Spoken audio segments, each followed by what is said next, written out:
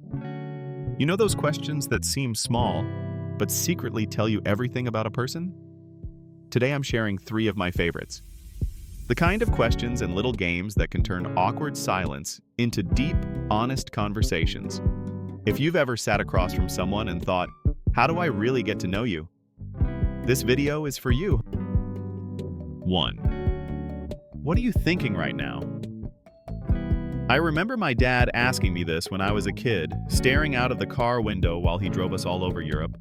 I must have been 6 or so, completely lost in my own little world, watching the scenery blur past. Those felt like the best times. No phone, no responsibilities, just daydreaming about made-up stories and places.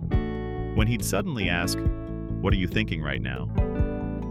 It always pulled me gently back into the moment and made me feel really seen. Like my inner world actually mattered? That question is great when there's a small pause in the conversation and you don't want to force anything. It's not, "What do you do?" or "How is your day?" It's more intimate and present. You're basically inviting the other person to open a little window into their mind right now. Their worries, their daydreams, their random thoughts. And you can answer honestly yourself too. Even if it's something simple like, "I'm thinking about how cozy this place is," or "I'm actually a bit nervous, but also happy to be here." Used kindly, it can turn a quiet moment into something meaningful. Sometimes the answer is deep, sometimes it's funny, sometimes it's just, "I'm thinking about fries." But whatever they say, it tells you something real about how they experience the moment and how comfortable they feel sharing their headspace with you too. The backstories game in public places. This one isn't exactly a question, more like a little game that secretly tells you a lot about the other person. If you're at a bar, cafe, or restaurant together, you look around the room and pick a random person or couple. Then you both try to come up with a backstory for them. Who they are, what they do, what kind of day they've had, why they're there.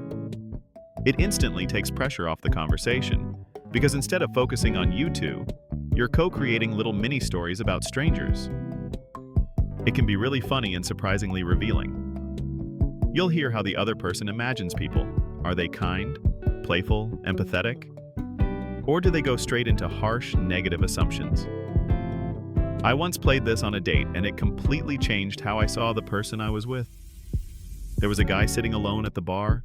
Maybe he was waiting for someone. Maybe he just wanted a quiet drink. But she immediately decided he was a pathetic loser with no friends who hated his life. And it wasn't just once. Everyone she picked got some cruel, bitter storyline for no real reason. The game itself is fun, but the way someone plays it can be a huge green flag or red flag.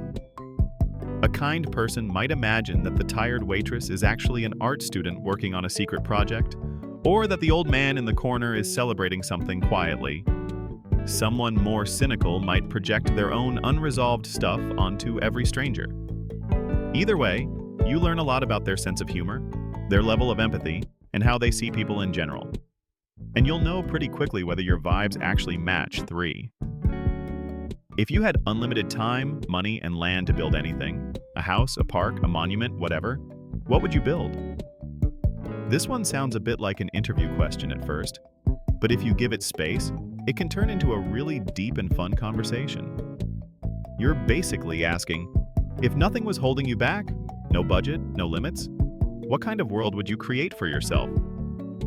It gently reveals their taste, their priorities, and what home or beauty means to them. You can keep asking follow-ups. Where would it be? Who would live there? What would it feel like to walk through it? I came up with this question while I was dating my last partner. When I asked her, she didn't hesitate at all. She went straight into describing her dream house. She imagined wide, open spaces with huge windows, mosaics on the floor, soft light everywhere, and a crazy, colorful garden outside with plants from all over the world.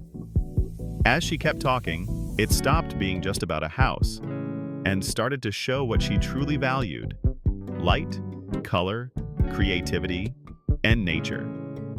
It turned into this long, surprisingly intimate conversation where I learned much more about her than I would have from typical small talk. You can also learn if they're more practical or dreamy. Some people will design a peaceful, eco-friendly community or a giant public park where everyone can come and relax. Others will describe a cozy little house in the woods or a high-tech futuristic home. There's no wrong answer. The fun part is listening to why they choose what they choose. In the end, you're not just talking about buildings. You're talking about what kind of life they secretly wish they could live. If you liked these questions, hit like, subscribe, and tell me in the comments what you'd ask someone to really get to know them. Thanks for watching, and I'll see you in the next one.